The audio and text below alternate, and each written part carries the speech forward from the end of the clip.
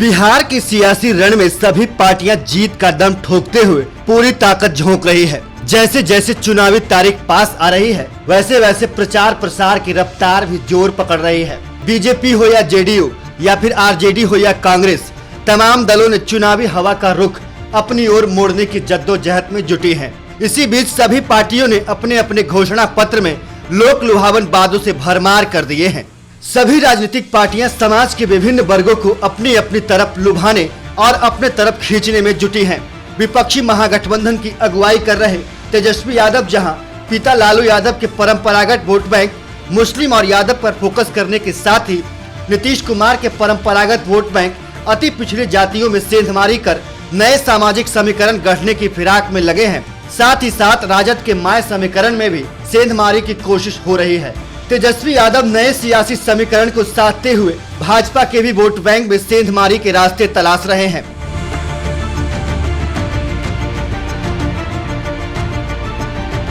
तेजस्वी की कोशिश है कि वह माय यानी मुस्लिम यादव के अलावा एक नया वोट बैंक भी तैयार करे और उसे अपने पाले में खींच ले।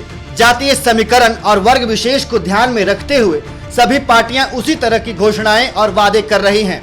बिहार में जातीय तौर पर वोट देखा जाए तो किसी एक वर्ग विशेष को लेकर चुनाव नहीं जीता जा सकता। यानी मुख्यमंत्री बनने के लिए सभी जातियों का वोट मिलना जरूरी है। हर विधानसभा या लोकसभा के लिए जातीय समीकरण बेहद ही अहम होता है। हर पार्टी जाति समीकरण को ध्यान में रखते हुए उम्मीदवारों को टिकट देती है, लेकिन जब बिहार की बात होती है तो यहाँ सबसे बड़ा चुनावी फैक्टर जाति को ही करार दिया जाता है, क्योंकि यहाँ बड़े पैमाने पर वोट देने का पैटर्न अपनी अपनी करीबी जातियों के आधार पर ही तय होता रहा है।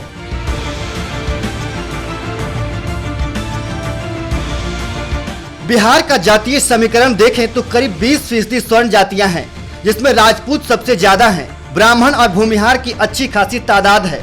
मुसलमान और दलित समुदाय की आबादी करीब करीब 15% है। अगर अन्य पिछड़ी जातियों की बात करें तो उनके 26% वोट हैं। वहीं ओबीसी में सबसे ज्यादा यादवों की संख्या है, इनकी संख्या करीब 15% है। सबसे पहले बात दलितों की करें तो बिहार के दलित वोटरों में लगभग 5% पासवान हैं। ये पारंपरिक तौर पर स्वर्गीय रामविलास पासवान की लोक जनशक्ति पार्टी को वोट करते थे। बाकी दलितों और महादलित जातियां नीतीश कुमार की जनता दल यूनाइटेड को अपना वोट देते रहे हैं।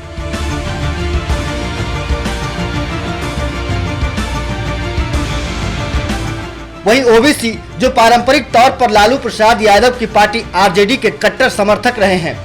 इसके अलावा 8% कुशवाहा हैं, जिनमें से कुछ पर उपेंद्र कुशवाहा तो कुछ पर नीतीश कुमार का प्रभाव है। वहीं उच्च जातियों की हिस्सेदारी 15% है और पारंपरिक तौर पर ये वोट बैंक भाजपा और कांग्रेस के बीच शिफ्ट करता रहता है। धार्मिक समीकरण की बात करें तो बिहार में लगभग 17% मुस्लिम हैं और ये मुख्य तौर पर आरजेडी को वोट करते हैं। नीतीश कुमार मुस्लिम वोट बैंक में सेंध लगाने की कोशिश में लगातार हैं, लेकिन नागरिकता कानून जैसे विवादित कानून को उनके समर्थन के बाद उन्हें मुसलमानों का वोट मिलेगा या नहीं, इस पर फिलहाल कुछ अधिक कहना मुनासिब नहीं होगा। यानी सभी दल एक दूसरे के परंपरागत वोट बैंक के सेंधमारी में जुटे हुए हैं। ऐसे में जो दल मतदाताओं को लामबंद कर पाने में सफल रहेगा, जीत उसी की होगी। अब तो यह आने वाला वक्त ही बताएगा। वहीं अब विगत विधानसभा चुनाव 2015 की बात करें तो चुनाव में महागठबंधन ने जीत हासिल की थी। नीतीश कुमार की जेडीयू, लालू प्रसाद यादव की आरजेडी और कांग्रेस ने महागठबंधन बनाकर बीजेपी, आरएलएसपी और एलजेपी के गठबंधन पर बड़ी जीत हासिल की थी। इस चुनाव में महागठबंधन को 43% वोट मिले थे, जिसमें आरजेडी को 18.4%, जेडीयू को 16.8% और कांग्रेस को 6.7% वोट मिले थे। ऐसे में अब देखने वाली बात होगी कि 2020 चुनाव में बिहार की सियासत में क्या नया होता है, या फिर बिहार अपने पुराने ढर्रे पर ही कायम रहता है।